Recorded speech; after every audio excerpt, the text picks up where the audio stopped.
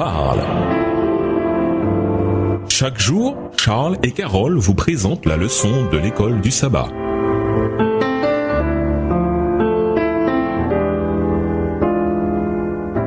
Bienvenue dans votre émission Dieu nous parle.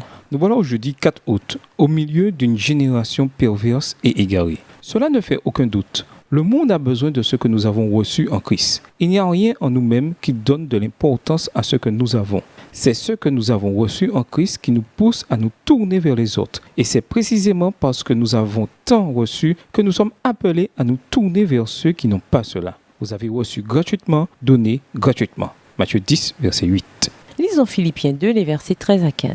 Que nous dit-on ici? En quoi cela cadre-t-il avec notre appel à atteindre les autres sans chuter nous-mêmes? Philippiens 2, les versets 13 à 15. Car c'est Dieu qui produit en vous le vouloir et le faire selon son bon plaisir. Faites toutes choses sans murmure ni hésitation, afin que vous soyez irréprochables et purs, des enfants de Dieu irrépréhensibles au milieu d'une génération perverse et corrompue, parmi laquelle vous brillez comme des flambeaux dans le monde. Nous devons prendre garde à ne pas chercher à nous protéger du monde au point de ne jamais entrer en contact avec les âmes qui y vivent. Il est très facile de rester dans notre zone de confort spirituel et théologique et de devenir des asociaux spirituels. Cela peut entraîner une religion égocentrique. À titre d'exemple, les églises locales ne consacrent-elles pas souvent plus d'énergie à se battre sur des questions de style de louange ou sur des doctrines qu'elles n'en consacrent pour atteindre ce monde qui se meurt? Robert Leticom, dans son livre Empowering the Poor, Habiliter le pauvre, aux pages 21 à 30, décrit 3 catégories d'églises. Première catégorie, l'église dans la cité,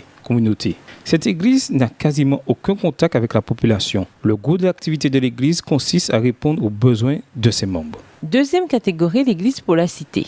Communauté, cette église sait qu'elle doit s'impliquer dans le ministère envers la population. Elle devine ses besoins sans poser la question aux habitants qu'elle sert. Puis, elle leur présente des programmes. Son ministère risque d'être hors sujet. La population ne sera pas partie prenante. Troisième catégorie, l'église avec la cité, communauté. Cette église fait une analyse démographique pour comprendre ce qu'elle sert. Les membres se mêlent aux personnalités et aux habitants et leur demandent quels sont leurs besoins réels.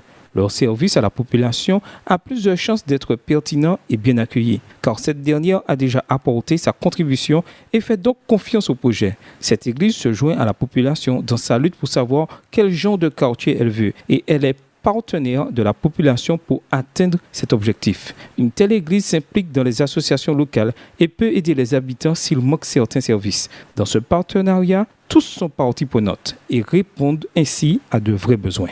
Et nous vous laissons avec la question du jour. Nommez des défis liés à votre amitié avec des non-chrétiens. Au revoir. Et à demain si Dieu veut. Dieu nous parle.